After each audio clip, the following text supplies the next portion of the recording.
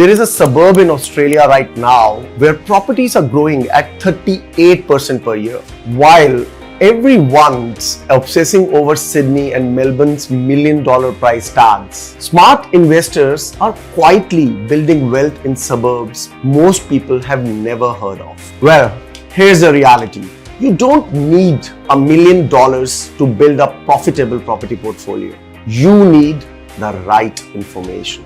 Today, I'm breaking down the top 10 suburbs under 600K where you can actually get started in 2025. And I'm not just throwing names at you. I've got the growth rates, the rental yields, the days on market, and exactly why these suburbs are outperforming properties triple their price. Hey everyone, welcome back to the channel. If you're new here, I am Rajan Sharma and I help everyday Australians build wealth through smart property investment. Here are the top 10 suburbs under 600K to invest in 2025. Number 10 suburb, Elizabeth Park, South Australia, 500K. Elizabeth Park has delivered 19% growth over the past 5 years with a rental yield of 4.8%. What makes this work?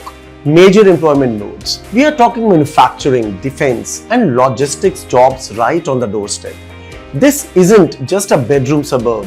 People work here, which means consistent rental demand. It's perfect for investors who want that balance of affordability with proximity to actual employment centers. Number 9th suburb, Hackman West, South Australia, 480K. This one is interesting because it's family focused. Good schools, parks, shopping centers, and all the things that keep tenants locked in for years, not months. When you're investing in family suburbs, you're essentially buying stability. Lower tenant turnover means lower vacancy rates and fewer headaches. Your property manager will thank you. And at 480K, you're getting genuine affordability while still being connected to Adelaide's infrastructure network. Number 8 suburb, Dubbo NSW, 480K. Is one of my top picks for regional NSW, and here is why. 18% growth, 5.2% rental yield, and a diversified economy that isn't dependent on one industry. On top of it, Dubbo isn't a mining town that'll boom and bust. It's a regional hub with healthcare, education, agriculture, and retail.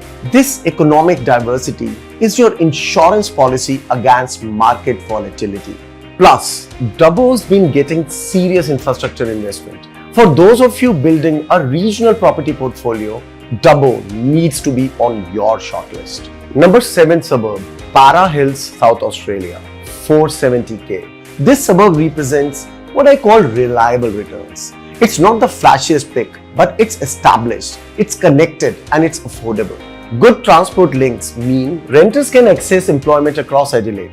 The established nature of the suburb means you're not gambling on future development. The amenities are already there. Number 6 suburb, Salisbury, South Australia, 450K. This is crucial to understand. When you're choosing an investment suburb, don't just look at pretty pictures, look at where people work. Employment drives rental demand more than lifestyle amenities ever will. Suburb number 5, Seaford Meadows, South Australia at 450K. 4.8% rental yield, strong growth trajectory, and you're only 40 minutes from Adelaide CBD with coastal proximity. Let me break down why this matters. Coastal suburbs typically command premium prices. We are talking 700K, 800K, sometimes over $1 million for beach access. But Seaford Meadows gives you that coastal lifestyle appeal at a fraction of the price. This is what I call lifestyle arbitrage.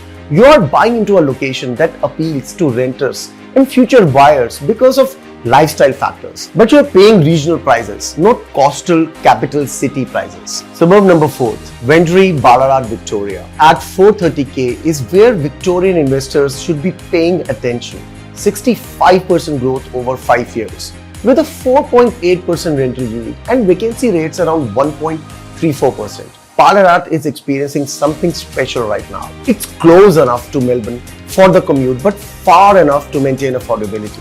Strong transport links and critically limited new stock being added to the market. When supply is constrained and demand is growing, prices have nowhere to go but up. Suburb number 3, Sebastopol, Ballarat, Victoria at 400k is Balaraj's most affordable suburb, and it's delivering serious numbers. 60% growth over 5 years with a 4.9% rental yield. But here is what makes Sebastopol particularly interesting. Urban renewal. This suburb is in the early stages of gentrification, which means you're buying into the transformation, not after it. First-time investors, this is your entry point. At 400k, you can actually get into the market with a reasonable deposit, and you're buying into a suburb that's attracting tenants specifically because of the affordability relative to other Ballarat areas. Suburb number 2, Inverell NSW at 380k is delivering some of the best value in the entire country. 25% growth potential with a 5.8% rental yield. Here is what I love about Inverell. At 380k, your borrowing costs are manageable. Your rental yield of 5.8% means you are getting strong cash flow. And with a 25% growth potential, you are building equity. This is the trifecta every investor dreams about.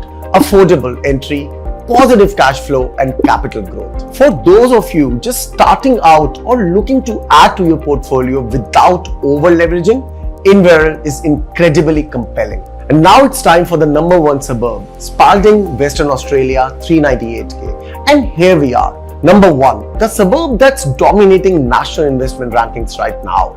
Spalding, Western Australia at 398k. Now let me hit you with these numbers because they're almost hard to believe. 38% yearly growth rate, 7% gross rental yield, properties tenanted within 22 days on average. This is the best combination of affordability, yield, and capital growth in Australia right now. But here is my warning.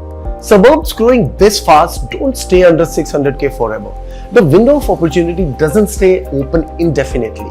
If you're serious about getting into the market in 2025, Spalding needs to be on your research list right now. Let's zoom out for a second because there are some massive trends happening that every investor needs to understand. First, Queensland and Western Australia are absolutely dominating the national investment landscape right now. Queensland has 98 suburbs in top 200. Western Australia has 72. These states are experiencing the combination of strong price growth and robust rental markets. While Sydney and Melbourne cool off, the smart money is flowing into Queensland and Western Australia. Second insight, the yield versus growth balance. How every suburb on this list is delivering both. You are getting 4.5 to 7% rental yields while also capturing capital growth. This is different from previous cycles where you had to choose between high growth, low yield capital cities or high yield, low growth regional towns. Right now, under 600k, you can get both. Third, infrastructure is the crystal ball of property investment.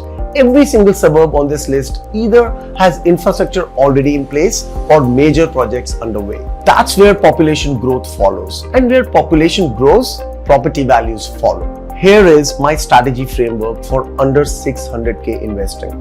Number 1, do not compromise on fundamentals just because you are buying at a lower price point. Employment, transport, amenities, and rental demand matter just as much at 400k as they do at 1.5 mil. Number 2, regional markets offer higher yields specifically to compensate for lower liquidity. That's not a bug, it's a feature. And finally, timing matters. Many of these suburbs won't stay under 600k for long. Spalding was under 300k just 2 years ago. Sebastopol could easily push past 600k by 2026 if its trajectory continues. Look, I get it. You don't need $1 million to build wealth through property. You need knowledge, strategy, and the courage to act when the research supports it. Every single suburb on this list represents a genuine opportunity. Are they all perfect? No. Will they all perform identically? No. That's why due diligence is crucial. Before you invest in any of these suburbs, I want you to do 3 things. 1. Get on the ground or send someone who can drive the streets. Visit the shopping centers. Talk to the local agents. Data tells you what happened. Boots on the ground tells you what's happening. 2. Run your numbers. Rental yield calculations, borrowing capacity, cash flow projections, exit strategies. I don't care how good a suburb looks on paper. 3. build a team, a good mortgage broker, a buyer's agent. If you're investing remotely, a property manager who knows the local market. Property investment isn't a solo sport. Now, if you found this valuable, do me a favor, smash that subscribe button and turn on notifications. I release new property investment content every single week, breaking down markets, suburbs, and the strategies to help you build wealth. Drop a comment below and tell me which suburb surprised you the most. I read every single comment and I love hearing from you. Thanks for watching and I'll see you in the next one.